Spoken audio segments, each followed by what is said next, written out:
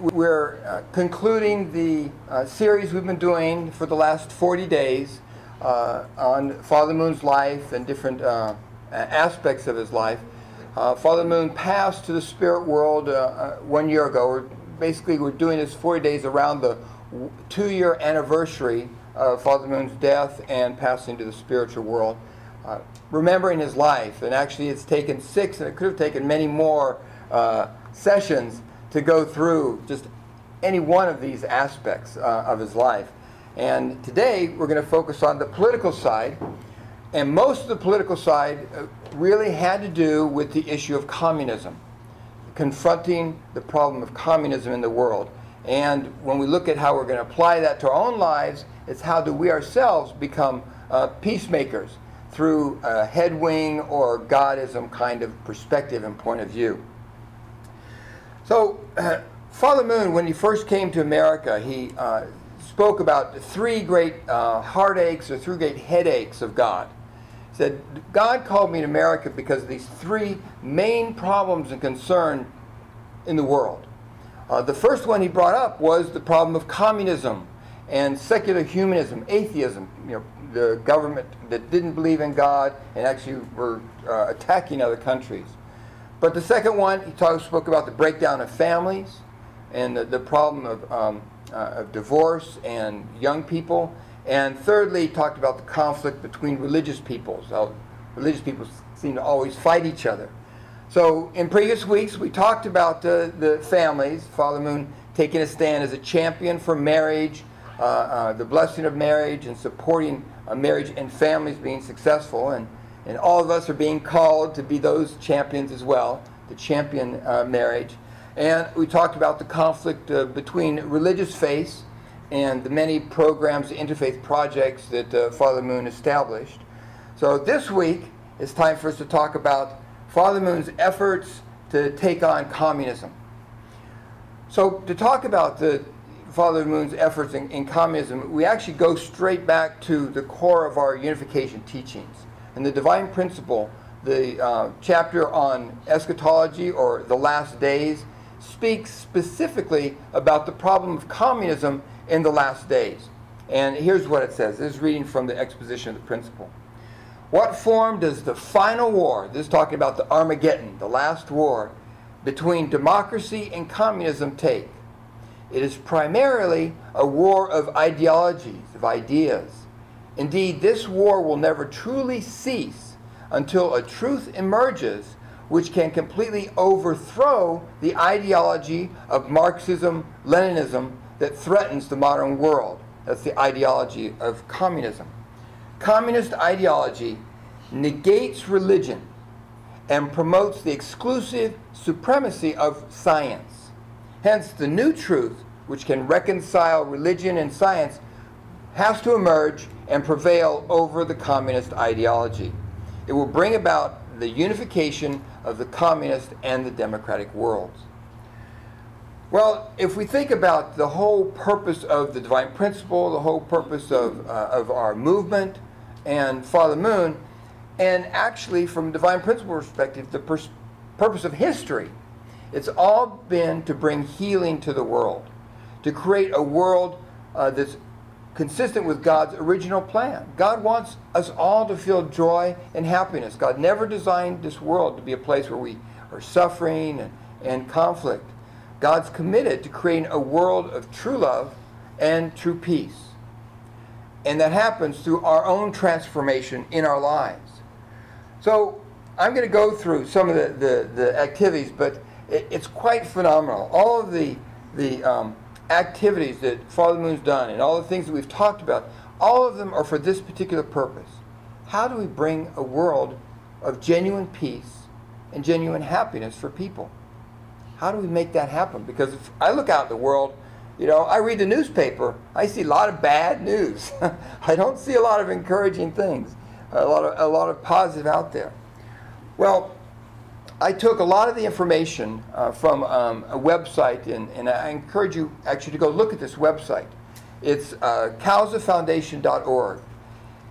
I had enough material. When I was going through my first draft of this sermon, it was about an hour and a half long.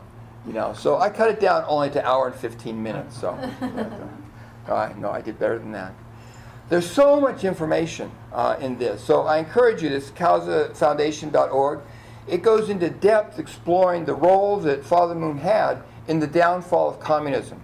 And it even has a link to the whole KAUSA manual, which I'll talk about later. So you can even see that online, all this information, lots of pictures and lots of details that I can't go into.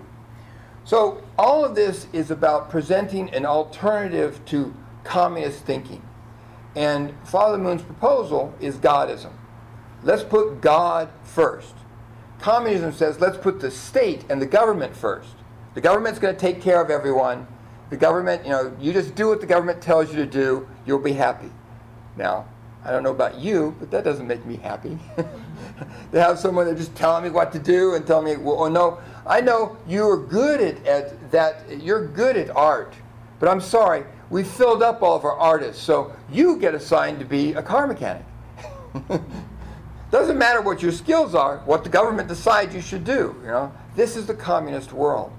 Well, Father Moon presents Godism, and I'm going to start with just some of the activities that happen in Japan and Korea, and then come to America. The very foundation for all of our work in dealing with communism comes from a theory that Father Moon, together with a man, Dr. Sung-Hun Lee, developed called victory over communism. It wasn't anti-communism, it was victory over communism, overcoming the problem of communism. And he developed this in the 1960s as a critique of Marxism, the philosophy underlying communism, and not just saying what's wrong, but also proposing an alternative, which we call Godism. So it was a critique and a counter-proposal. Well, in 1968, Father Moon established the International Federation for Victory over Communism, both in Korea and in Japan. And they conducted all kinds of educational activities. This was focused on teaching people, helping people understand and have a perspective on communism so that they wouldn't be fooled by the lies of communism. Communism promises great stuff. Oh, let's take care of the poor, and wouldn't you like the government to take care of you, and then you don't have to worry about getting a job. The government will take care of you. It sounds, they make it sound good, but if you really think about it, not so great.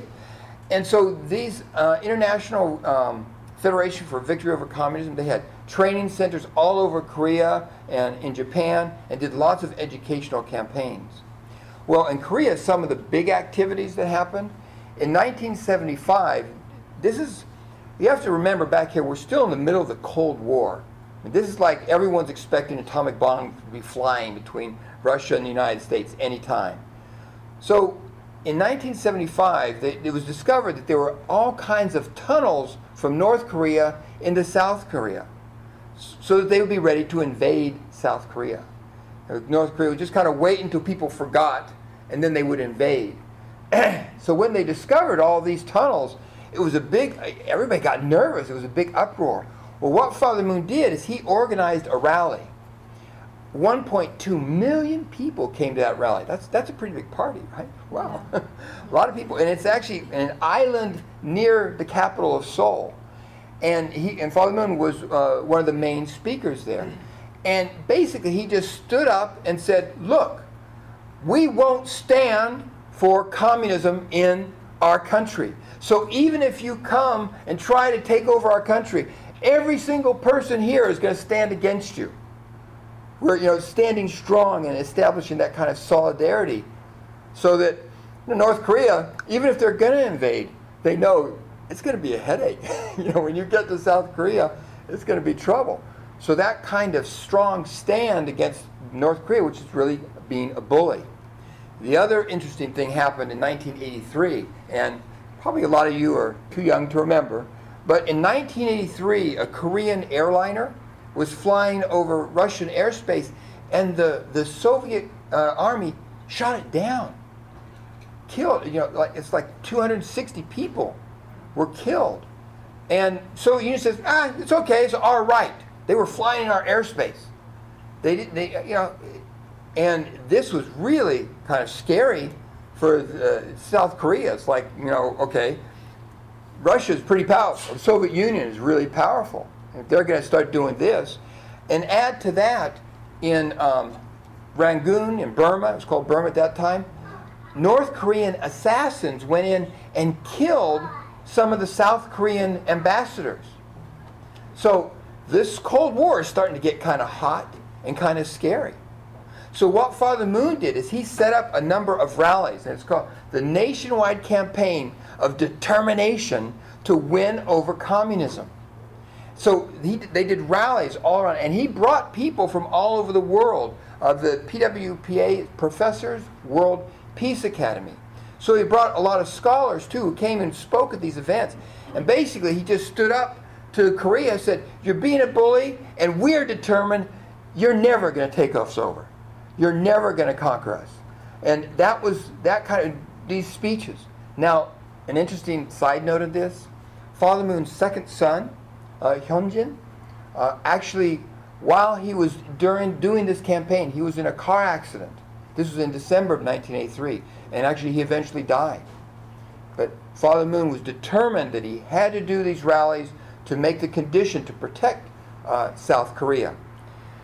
Well, in Japan, the International Federation for Victory Over Communism also did lots of activities. They actually were invited to be the coordinators for the big World Anti-Communist League Conference, and there were like 25,000 people that came from all over the world for this conference. Again, that's a pretty big conference.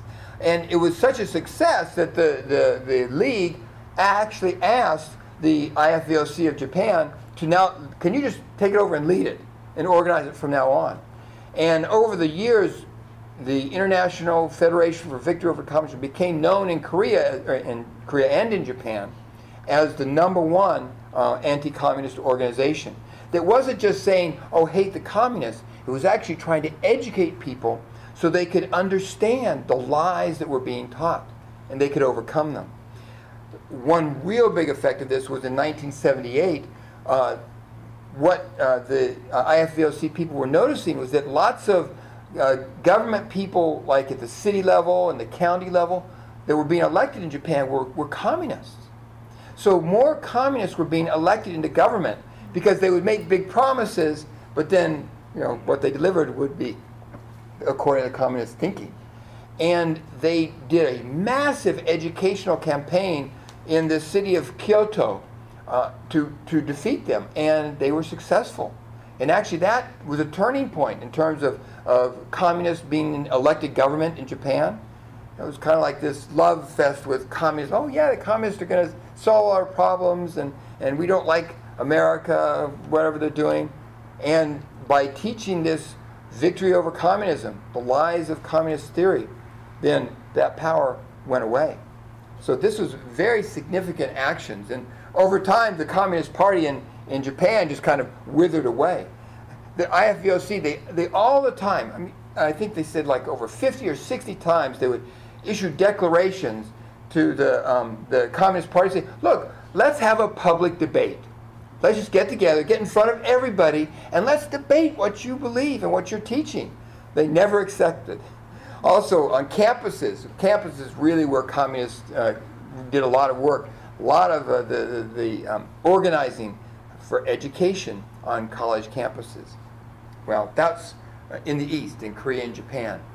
Well, in the Americas, the first organization that Father Moon founded in the United States was called the Freedom Leadership Foundation, and it was in Washington, D.C. And here's this small organization talking to all these congressmen and senators and trying to warn them about the dangers of communism. Because at this time, 1969, people are feeling like, oh yeah, communists, whatever, maybe it's a good alternative. And a lot of people were being influenced and think, oh, the communists, they're not really bad guys. Yeah, they overtook those countries, but that's okay. They won't do it again.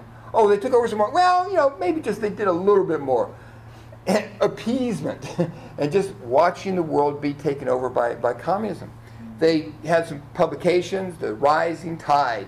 That was every 2 weeks they did this little pamphlet that they would pass out to the senators and congressmen. And they produced a book called Communism, Promise, and Practice. And they produced this book, this is actually Communism, a critique and counterproposal. This was the first translation into English of that original text that Father Moon and Sung-Han Lee developed in the 1960s to critique Marxist theory. It goes through in detail, talking about the dialectical materialism and a lot of technical terms. Actually, when I started studying this, it's like, oh wow, it's a whole other language you have to study to understand Marxist theory. But explaining it and then critiquing it and proposing an alternative, which is Godism. Actually, Ron Pine can probably tell you some things about the publication of this book, because he was there. Well, in addition to that, Father Moon saw that to influence people, really, you need the media, because it's the newspaper and the TV and like that. So Father Moon established the News World, which later became the New York Tribune in New York City, and then later in 1982, the Washington Times, which also became very significant in terms of presenting alternative perspectives about what communists were doing around the world. Now, in the 1980s, CARP is, and a lot of you probably already know CARP, but it's the Collegiate Association for the Research of Principles. It's a college campus group. And they were a rough and tumble bunch. Because on college campuses, you get some of the rowdy communists happening. So CARP did some really interesting activities. They would do lots of rallies, and they produced publications. They'd have seminars, also teaching this victory over communism, helping especially these intellectual university students. You know, they're going to, I'm so smart, you know, I know all, and the dialectical materialism, this, that, and the other thing, you know, all that kind of stuff. Well, and then the CARP students, well, yeah, but do you know what that really means? You know, let's look at that. Let's break that down. Is that really true if you think about it? And then offering the counterproposal of divine principle and Godism, and teaching that on college campuses. Another thing, the communists were very active in doing rallies and demonstrations. Basically, mostly were anti-American demonstrations, especially when President Reagan became president. Lots of rallies and stuff like that. Well, what the CARP students would do is they would organize and they would hold a counter rally at the same. Normally on the campus, communists get up, they do stuff, everyone just kind of goes, oh yeah, okay, you know, just watches and just kind of accepts it. Oh, that's a normal thing. But the CARP students, they would get up and they would suddenly, wait a minute, whoa, now we've got two sides of the perspective talking. So that made for exciting rallies. Some interesting activities that went on there. Also, they would even do their own rallies. Anti-Soviet Union, when the Soviet Union, the downing of that Korean airliner, almost no one complained about it.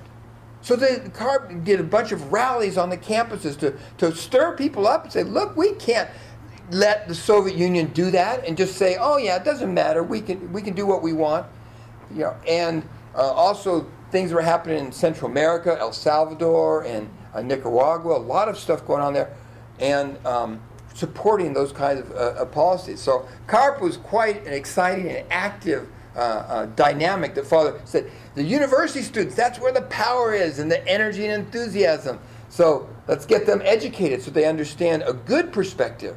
Not just, you read in the book and you get all these intellectual ideas. Well, let's connect that to real life. And so in addition to that, the real expansion came with Causa. Causa was the application of this same International Federation Victory Over Communism group, but this was in South America. In the 1980s in South America, there was lots of communist activity. I mean, governments were being overthrown. You had strong dictator governments that were constantly battling with Marxist rebels. This kind of thing going on in Central and South America a lot. Well, Causa went in, and one of their main missions was to talk to some of these dictators, these junta leaders. Their plan, how we're going to solve the problem of communism, is we're going to throw every communist we find in jail. We're going to torture them till they get rid of it, or we're just going to kick them out of the country and say they can't come back. And, that's not going to solve the problem. That doesn't change things. So what Causa did is said, first you need to educate people so they're not fooled by the lies of communism. But also, You need to become good leaders. One of the main powers of communism is the power of anger and resentment and jealousy. In unification speak, we call that a Cain type of perspective. Remember Cain in the Old Testament? There was Cain and Abel. Abel got the blessing. Cain didn't. Cain got upset, angry, and killed his brother. Well, this is really what communism is. It builds on anger and resentment. Those rich people, let's kill them. Those government people that are oppressing my rights, let's get them. And, you know, when you're living in a country where you are being oppressed, in South America, there was a lot of, injustices that were happening. And the tragedy was it wasn't the religious people, it wasn't the Christians who were saying, look, these injustices need to be solved. They were just kind of going, yeah, it's okay, whatever. As long as they pay their donation to my church, I'm fine. Sadly, Christians should have been the number ones standing up and leading the way. But who stood up? It was communists. And so when we came in with the cows of material and cows of education, they heard, here's a critique of Marxist theory and here's a counter-proposal. And the counter-proposal means you, as the dictator or the leader of your country, you need to live for the sake of your country. Now, if you're being selfish and you're ripping off the people in your country, you're giving power to the communists. If you want to solve the problem of communism, you've got to stop being so selfish. You've got to live for the sake of your country. You have to follow this kind of Godism perspective. You have to realize there's God. There is a judgment on what you're doing. The evil, you're not getting away with the evil that you do. And understand that. So, the junta leaders, they were kind of like, well, we like that anti-communist stuff, but this, I have to be unselfish stuff, I'm not that comfortable with that.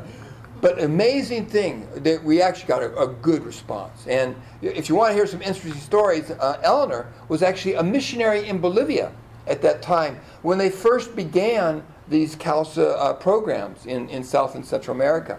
And she was there, staff at some of these first CALSA workshops and seminars. So this material was all developed in Spanish. In 1983, it was brought to America. And it was translated from Spanish. So it was brought from Korean to Spanish, Spanish to English. And here's the CALSA manual that many of you might be familiar with. Lots and lots of material in here, marked up. Topics like the discussing dialectical materialism, the historical dialectic, materialism and idealism, what is communism, what are the errors, imperialism, all kinds of heady stuff here. But the first set of seminars that Father Moon had us do was with ministers. It wasn't with politicians. It was with clergy. He said it's so important that religious people understand the threat of communism. Because at this time, one of the things that was really popular was liberation theology. Jesus was the first communist because he said, you have to take care of the poor people and everyone should be the same. And they used words out of the Bible and a lot of Old Testament stuff to justify violent revolution against the government. And they were using Christian terminology. So Father Moon said, we have to make sure that Christian ministers are inoculated against this disease. They need to understand what Satan is trying to do through this communist worldview, this communist perspective. And the CALSA program educated in those 3 years, 70,000 Christian ministers participate in this kind of education, understanding about communism and the critique of what's wrong with it, and the counter-proposal. Not just saying, oh, it's bad, and this is what we should have, which is Godism, an ideology centered on God and living for the benefit of others. This is the kind of worldview that's going to bring true peace in the world, Godism. So we have the CALSA, and then in 1985, things are really getting hot in the Soviet Union, in Korea, and like that. So Father Moon had us do a 10 million signature campaign. How many people participated in that campaign? Collecting signatures. Yeah. Some of the favorite places to be was in New York. you get on the subway. You'd have like 10 billboard, a billboard with a sign, and you'd have 10 things for people to sign. And you'd be passing them out like this, and you'd have to get it in between trains, right? So the train would come, you're like, guys, make sure you get all your boards back.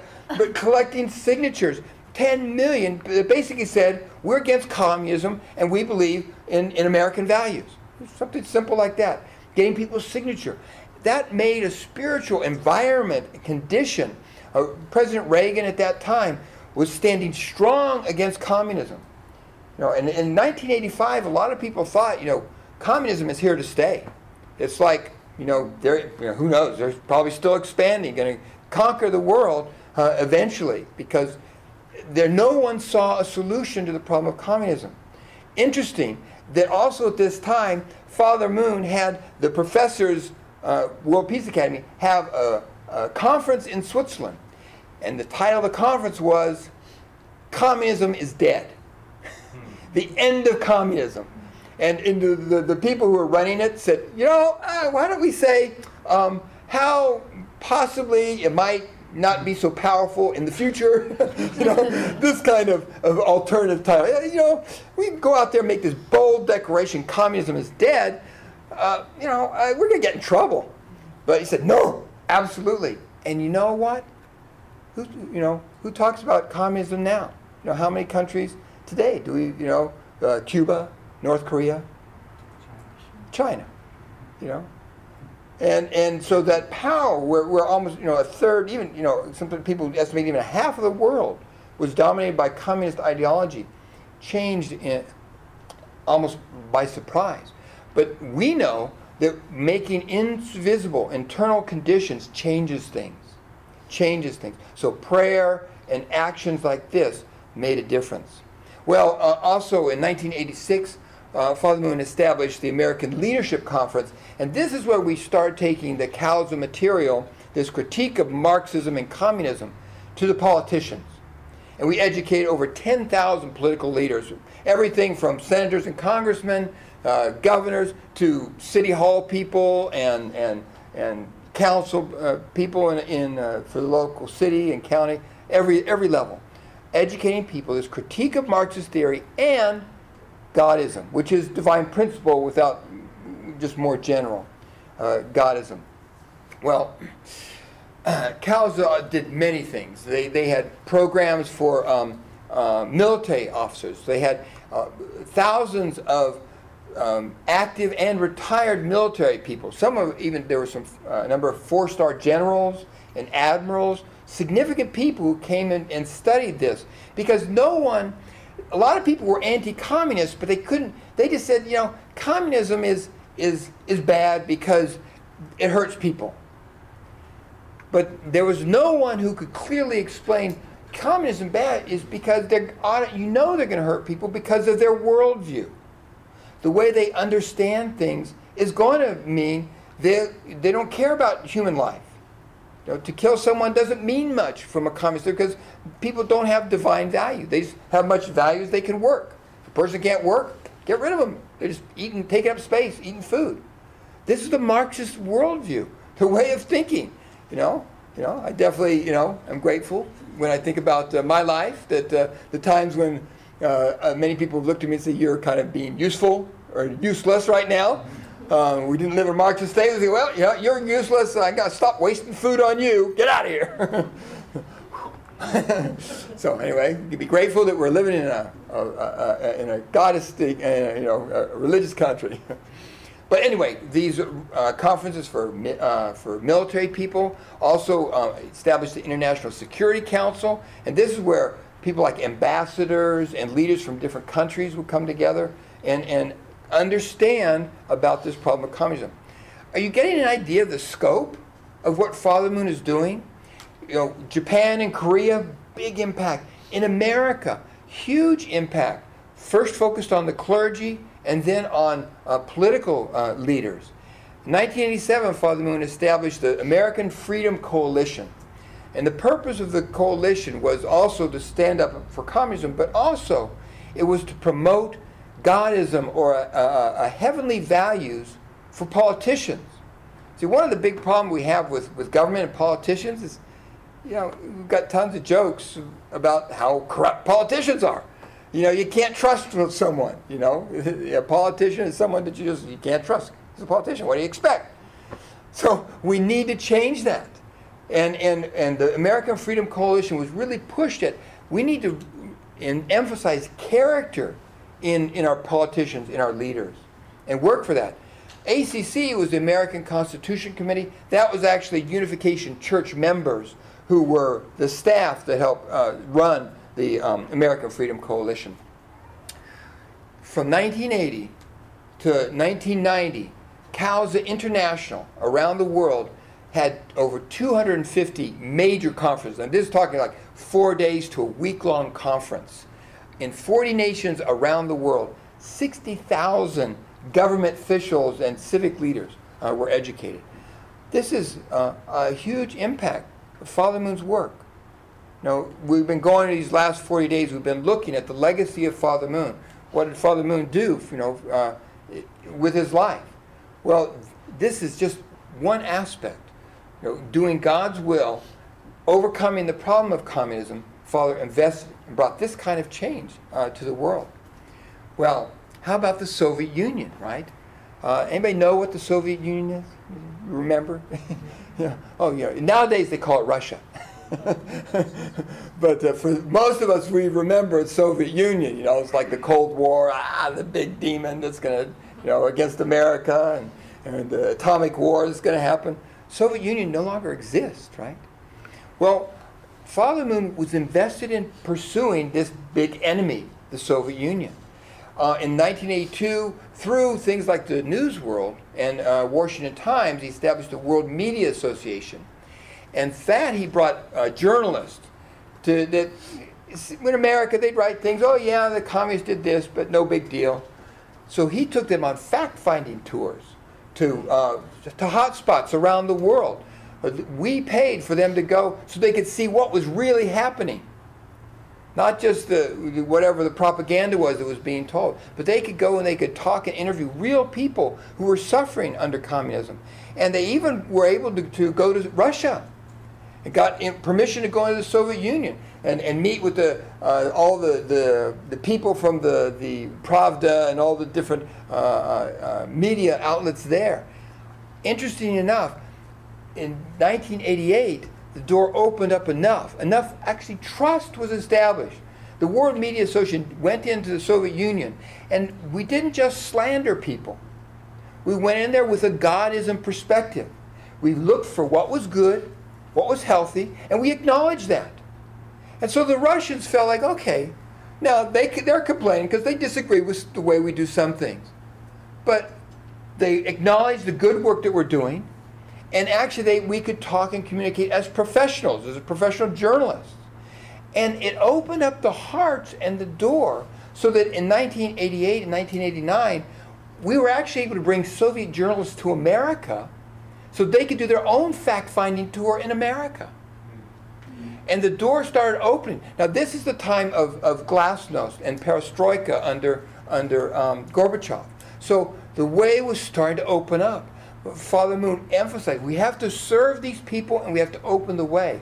Well, actually, the World Media Association was the reason that ultimately Father Moon was able to meet, and you saw in the video, Father Moon meeting with President Gorbachev, Mikhail Gorbachev, in 1990. It was during a World Media Association conference. He brought political leaders from all different countries came for that event to the Soviet Union. Actually, it was a great opportunity for Gorbachev because he had a chance to talk with all these high-level people in a bit more of an informal environment. It was really great for him. People came from India, which had a bad relationship with the Soviet Union at that time. A lot of these other countries that would never have been able for him to reach. So by serving the Soviet Union, the enemy, the head honcho of communism in the world, Father Moon was able to make a breakthrough. And actually on that foundation, a lot of things happened. In 1990-91, the American Leadership Conference brought a number of Russian officials from the Soviet Union and even some of the communist bloc countries like Hungary and Poland and like that, came and they studied victory over communism. They came and studied the critique of Marxism and Godism to understand this divine principle perspective on life. So in 1990, in 1990, because of this meeting with Gorbachev, the way was opened for the international leadership seminars for university students and for their professors. This was really amazing. I had the fortune to be able to participate in the one in 1991 in the summer. There were, I think, maybe 3,000 students and professors came, and we were in Latvia and Lithuania and had these seminars. Some people were there for 5 days, some for 10, some for 21 days, came to study divine principle. Can you imagine that? Well, add to that, the next summer, in Unification Church history, we have never educated so many people in the divine principle in such a short period of time. In all of our Unification Church history, as what happened the summer of 1992 in Russia, in the communist country, in the enemy nation, that we've been kind of fighting against for all these years. Actually, in that summer, the number is staggering. I think there's like 18,000 young people over a period of 3 months participated in these seminars. They had like 24 different sites around the country, and just thousands of people coming to each one of the sites over this 2 months. It was over a 2-month period, 8 weeks. Phenomenal. And these people, these are the top level university students. So we're talking, 10, 15 years ago. These people are, in their 20s and 30s now. These are leaders, in the government. So Father Moon's vision was, we need to educate people on how do you be a good leader. He told Gorbachev, what you need good education for people, because you're going to really need good leaders in the future. Communism has taken away the feeling of responsibility and done destruction to the character of your leaders. Unless you invest sincerely in educating them, preparing them to be moral leaders, good leaders, you're going to have problems in the future. And Gorbachev agreed wholeheartedly. And this was amazing breakthrough that happened here. Well, that foundation was the foundation for, as you saw, Father Moon to be able to meet Kim Il-sung in North Korea. So this is like the historic, in the Bible, Jacob and Esau, the brothers. Jacob, in the end, he comes to his brother, and his brother Esau wants to kill him. In all his life, Esau has been trying to kill his brother. Well, Jacob comes and greets his brother and loves his brother, and they unite. Well, this is a symbolic, at a national level. Father Moon, as Jacob, comes to Reverend Kim Il-sung, or Premier Kim Il-sung, as the Esau. And they embraced, and you saw how friendly it was. Actually, from that meeting, Kim Il-sung gave the first interview that he'd given in 20 years to a Western publication. That was the Washington Times. And they had, in 1992, every year they had a special rally, anti-American rally in North Korea. Everyone would get out their flags, and they would go and they would stomp on American flags, burn some, yell how horrible Americans were. Well, actually, in 1992, they canceled it. Well, actually, they suspended it. And they never started again. They still don't, they stopped it. This is a clear result of Father Moon's investment of heart in the enemy that tried to kill him, as you saw in the video. And Father Moon invested a lot in business activities. How can I serve North Korea so they can come up to a standard so we can see the reunification of North and South Korea? Unfortunately, the South Korean government was not so enthusiastic. And most of the activities that Father Moon started, car company, resorts, things like that, because of blockage from the South Korean government, most of that stuff wasn't able to really be fulfilled. We couldn't get, because you had to have cooperation from the South Korean government as well. But Father Moon never stopped, though. With that breakthrough, 1994 to 1999, he established 10 different organizations that all had the name Federation for World Peace. There's kind of a theme going here. World peace, world peace, world peace. He had the Island Federation for World Peace, the Family Federation for World Peace, the Women's Federation for World Peace, the Martial Arts Federation for World Peace, the Peninsula Nations for World Peace, the Mongolian People's Federation for World Peace. All these kinds of projects and activities that basically the mission was to teach Godism, to teach a worldview that can not just defeat communism, but also help us build a good world, a good heavenly world. In 2005, all these organizations, the interfaith organizations, the political organizations, all of these things came under the larger umbrella of the Universal Peace Federation. And Father Moon came to call that the Able United Nations. And again, UPF.org is the website. You can see all kinds of really interesting things about the Universal Peace Federation. So, Universal Peace Federation holds up these 5 principles. So, I've asked you many times, so you probably have these all memorized, right? What's the first principle of universal value of the Universal Peace Federation? God is the creator, but he's also parent of everyone. Oh, no, he's just the parent. God is the parent of just the Unification Church, right? No. God's the parent of every church, of every people, every non-church people, every communist, every murderer, everybody in the universe. God is the loving parent of. And this is the first tenet. The second is that we're spiritual and moral beings. It doesn't end with the physical life. 3, the importance of the family. The family is the school of love. Number 4, service. Living for the sake of others is how we bring genuine happiness in the world. And communication and cooperation is the key to bringing peace. And that means we have to communicate across different backgrounds, different nationalities, different religions. We need to be able to communicate in order to be able to bring peace in the world.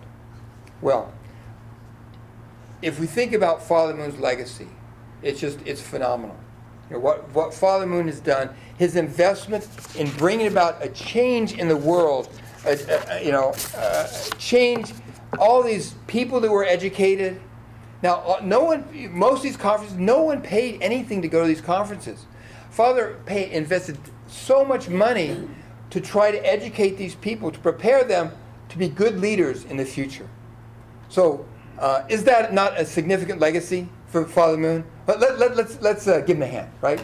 So, thank you, Father Moon, for your investment in the nation, in these countries in South and Central America, in Japan and Korea and the United States. This incredible amount of education and things that Father Moon. And that's just one component of Father Moon's legacy. So this 40 days we've been going through all different aspects of it. But for me, even just studying to go through things, it's been just astonishing. Because even half the things that I just told you about, I kind of heard, but I didn't really understand what it was. It's amazing the kind of things that our founder, that Father Moon, has done.